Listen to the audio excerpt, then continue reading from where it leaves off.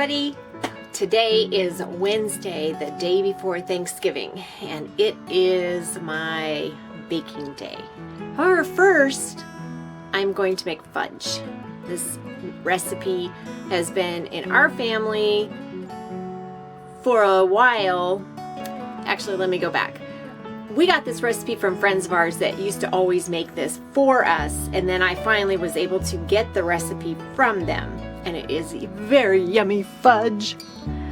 You got your butter and sugar, and it takes evaporated milk, marshmallows, chocolate chips, and I think vanilla.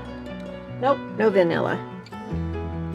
So I am getting ready to measure the sugar, and then I'll start melting the butter, and then I put the sugar in, and then when it bubbles up and gets to, let's see, here's my recipe right here. So softball, about 7 to 10 minutes. Bring it to a boil. And the trick is with this, for it to come out to a good consistency, is to make sure you're patient.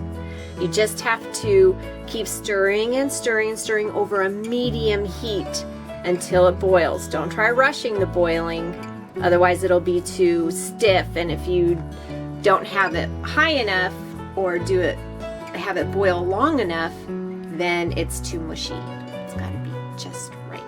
So let's hope I get it just right this time.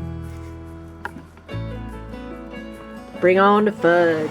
So now we're at the point where it's the patience part. I taught you all about patience. No. The stirring and stirring and stirring over medium heat. And another 3 minutes. Then I'll turn the heat off, and then I'll put in the marshmallows and the chocolate chips. And we'll have fudge. Leave the marshmallows out and it might be decent to eat. No, it helps to give it the consistency.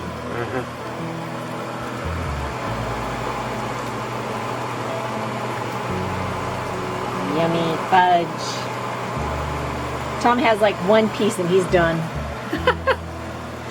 He's like, okay, I've had enough. I don't like fudge. Well, I love it.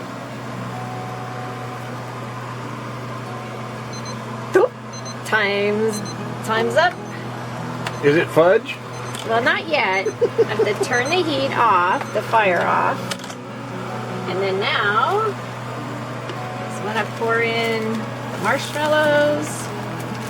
And I like to get these melted down before I put the chocolate in, just kind of one thing at a time, because it takes a little while for the marshmallows to melt.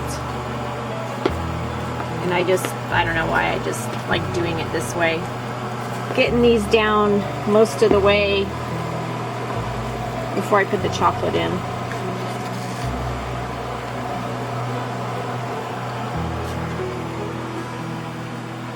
Stir, stir. Okay, now I'll add the chocolate. And I got mini chips because they melt faster. And it's still the same amount. Stop. There's a hair. Yeah, there's a hair. Oh, there was not. Oh. I'm like, oh no, why are you showing that on camera? I get it now. Oops, Anita.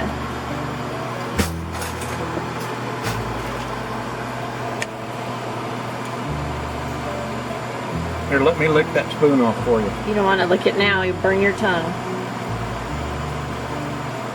Mr. I don't like fudge.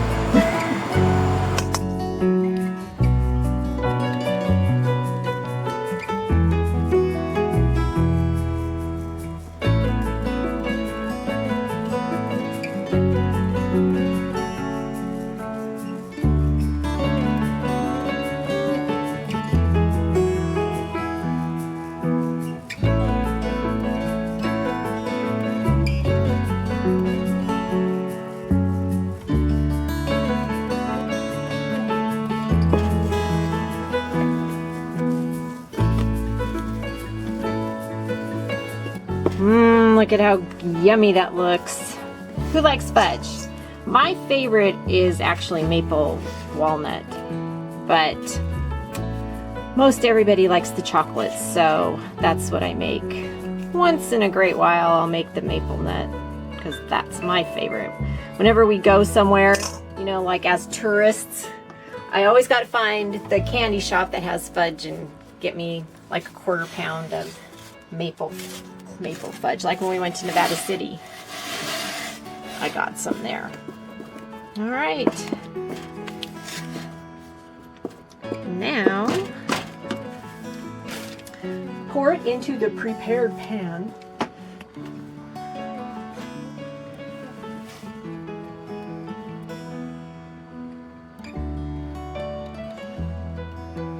Just like Willy Wonka. That makes you my Oompa Loompa. Nice. That makes you my Willy. Oh.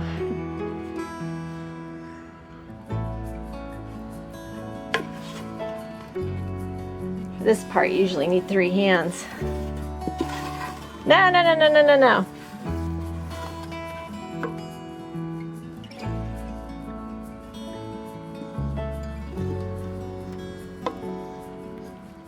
Good enough, and then I get to clean up the pan. Who gets to lick that pan? Nobody right now, it's too hot. Oh.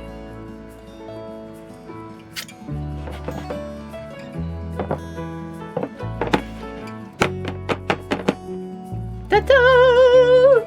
Fudge. Then it will have to cool and set. And so now I clean up all this and then start the breads. So I'm getting all of my ingredients ready to make my pumpkin bread. And as the recipes are old, what they used to call for were 2 cups of pumpkin, both for my pumpkin bread and for my pumpkin pie that I make. And that used to be 1 can of pumpkin, 16 ounces. However, they have changed it to be a 15 ounce. You know, like everything, you pay the same, but the quantities get smaller. So it's only 15 ounces. So what do you do about that other ounce that you're missing? Well, for the pumpkin bread anyway, is I use applesauce. I just actually use just one of these. These are actually a 4 ounces, but because it's not as dense as the pumpkin is, I just use the whole thing, and that's what I put in my pumpkin bread. For pumpkin pie, I don't know. I usually just get the bigger can and scoop out 2 cups of it. So first of all, I'm mixing up all the wet ingredients, 4 eggs, and I always do this, I guess I learned it in cooking class years ago, is when you crack open an egg, you don't crack it open directly into whatever you're making, because 1, you may get a shell in it, 2, it may be a bad egg, and then you've ruined everything you have in there. So you put it in a clear cup, and this one here I had already measured the cooking oil. And then you just look at it and make sure that it is okay to put in. What are you making? Pumpkin bread. Oh. He's like, what are you doing? I thought you were fixing lunch finally. Nope. Sorry. You know, on baking day, you just have to fend for yourself.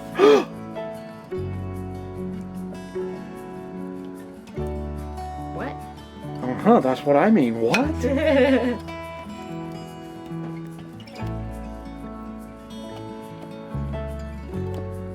Is it bread yet? Nope. What you doing now? I'm cutting the cranberries in half. Look how pretty they are in the inside. They have like a little flower. But this recipe for the cranberry bread, this recipe calls for 1.5 cups of cranberries cut in half. It helps them distribute through the bread better when they're halved. Uh-oh, there's a hair on that one. Oh, you don't want to eat that. Oh. They're bitter. Go ahead, try it.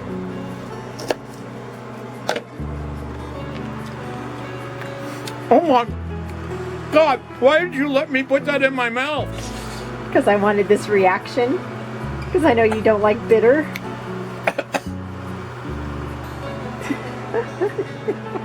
But look how pretty they are.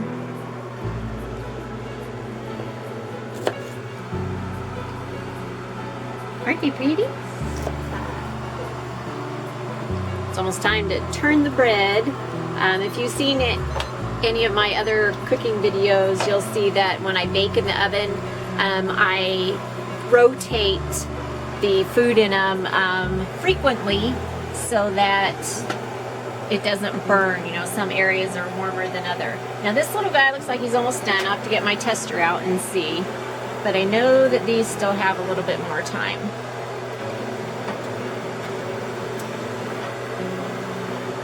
And I put walnuts on top of the one that has nuts in it. The other one does not. And that just is an indication. But let's see if this one's done. Should I just take a bunch of it and eat it and try it?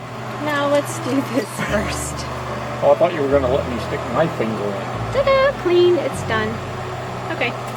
So the baby one is done. The baby one is done. Who's that for? Me? Don't really know. It's just a extra little one. Okay, well these are done. Done? Yep. Oh See? boy. Clean as a whistle. They are done. Is that for me? Part of it. Is that for me? Part of it. The part that's in the pan? Where are we going? I'm going over here to put them on the cooling rack. The cooling rack. Yeah, right here. Oh, the cooling rack on my computer On your table. desk. On my desk. Yeah. Hey, we have to make use of every available place. Nummy. What are you making now? I'm getting ready to do the cranberry bread. I have my cranberries all cut up. Yeah, those sour Ingredients things. all ready. Ready to go. What is this? It's orange juice and water. It's the part of the liquid that goes in it. Why do you have 3 extra eggs? I have 3 eggs that go in this. The other eggs were for the pumpkin bread. Oh, it's a good thing I'm not the cook. Good thing. Cue announcer. Hello. I have mixed up, made the batter for the cranberry bread.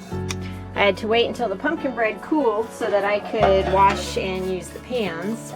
And so now I'm greasing it. I use the spray stuff to coat the pans, but then product placement. This is not a paid endorsement for spray oil. But I use the baking kind that has flour in it. But then on the bottom, I actually cut out, UPS, cutting through. Sorry, distracted. Cut through a site in between us. But I use parchment paper on the bottom. It helps it come out easier. That way the bottom doesn't stick. And then it sticks to the parchment paper, sticks to the pan because of the spray. And then a ladle.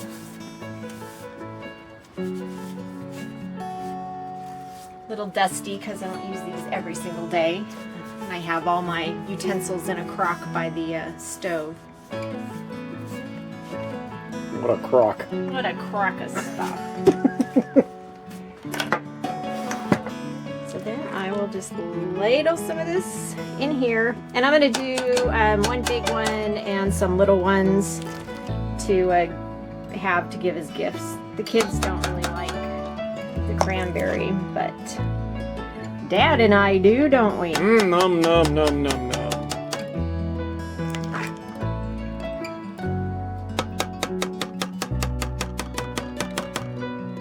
So this is actually one of my favorite memories of Thanksgiving when I was a kid. My dad got this recipe. Somebody that he worked with had made it, and we all loved it so much. You know, they gave it as a gift, and we all loved it so much in our family that Dad asked for the recipe. So since Dad and I were the bakers, I would make this every Thanksgiving. And then my brother, when he was in the first grade, something that they did as a class project is they made pumpkin bread. And that's where we get our pumpkin bread, oh, I bet you that's Costco. Oh, That's where we get our pumpkin bread recipe was from when my brother was in the first grade. He's 3 years younger than me. So every Thanksgiving, what he and I would do, the night before Thanksgiving, we would split the dining room table in half. He would have half, I would have half, and we would make our breads. I would make the cranberry bread and he would make the pumpkin bread. And it was just something that we always did. And to this day, my brother still makes the pumpkin bread and I make the cranberry bread. I don't think he makes any cranberry bread, even though I make pumpkin bread too. There's one pan. I'll have to light this oven back up. I turned it off so we weren't wasting propane. Is it done yet? Can I have a piece? Not this, but we can have a piece of pumpkin bread. Oh boy. What are you licking off of your fingers? Fudge. I'm cutting it up. Lori cut the fudge. Oh no, that's cheese. Oh, forget it. I'll be doing that later. Oh, you mean real cheese? Yes, dear. Oh. Very funny. So I'm gonna make up a container to send with the kids. Probably give some to our manager here at the RV park. He's always so great when we come. He's awesome. Yeah. It's Carlos. Carlos.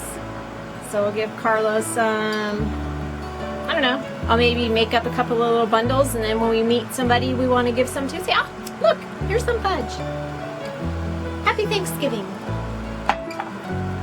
See, that's the way to be neighborly. Yeah. Oh, I gotta turn around the cranberry bread.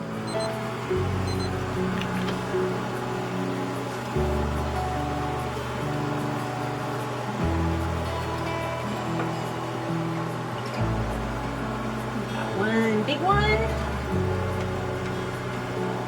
and two littles. Little ones have to be really careful because the pans are small and the grates are so wide between.